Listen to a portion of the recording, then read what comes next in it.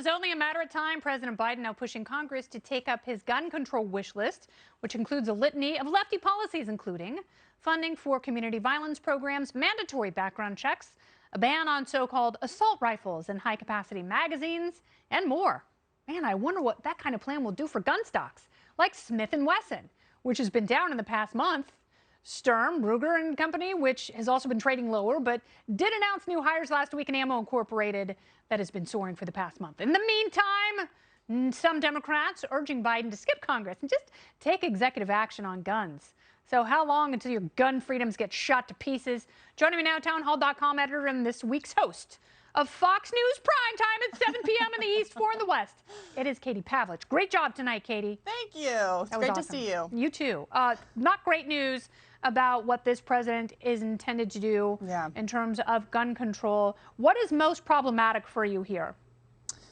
Well, what's most problematic is that the Biden White House is not reading the room on the issue of gun control. You know, last year we had new record numbers in terms of the number of purchases. 40% of new gun purchases last year were first-time gun owners, and they aren't your typical, racially stereotyped white guy who's buying these firearms. It's women. It's African Americans. It went up 58% of African Americans buying guns over the previous years. So it's very diverse in terms of who is buying these guns. And their argument is, well, there's been a record number of sales, legal sales, by the way, and therefore we need to crack down on it. Now, I think people in Congress and Democrats know that this is something that legislatively won't get done, which makes it, I think, even more dangerous because you have executive action being taken through the Justice Department. So if you'll remember, back during the Obama administration, they had Operation Choke Point, where they pressured banks, they pressured transactional services, financial transaction services to not go through with gun purchases or to freeze the assets of gun companies. And of course, if you can't get your hands on a firearm, that's also an infringement on Second Amendment rights. You have this new bill in the House saying that you have to be mentally fit to own a firearm. But what's the definition of that? Because you're a libertarian, as John Brennan warned about, or you're right-leaning in terms of who you vote for? Does that make you unqualified to own a firearm? Yeah, that's what really I found to be very problematic is mental illness is such a broad term. And that was lumped into the new legislation proposed in the House. But you also have, the same old distinctions about weapons by people who know nothing about weapons. Like, the idea of weapons of war and assault rifles, which are cosmetic distinctions, and they don't really do anything.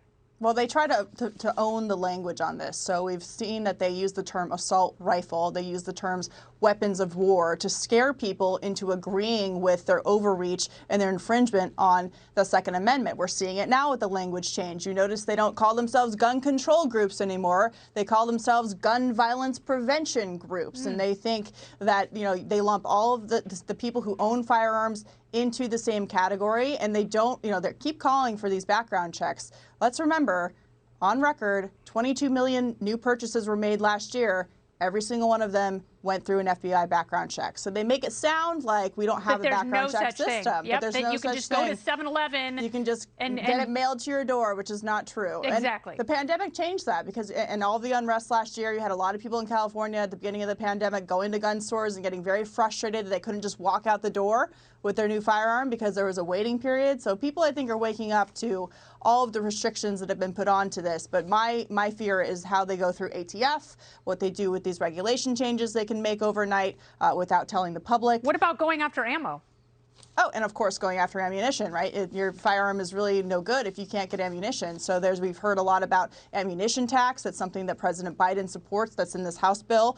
We've heard a lot about not being able to get ammunition across state lines. So if you live in a place that doesn't have an ammunition factory, for example, you can't buy it in another state. So they're going after everything that they can. But I think what you said about the mental health aspect is absolutely an issue, because how do you prove that someone is, quote, unfit to own a firearm? Hey, man, if the police have been defunded in your town, whether it's Seattle or Minneapolis, how are you going to protect yourself and your family?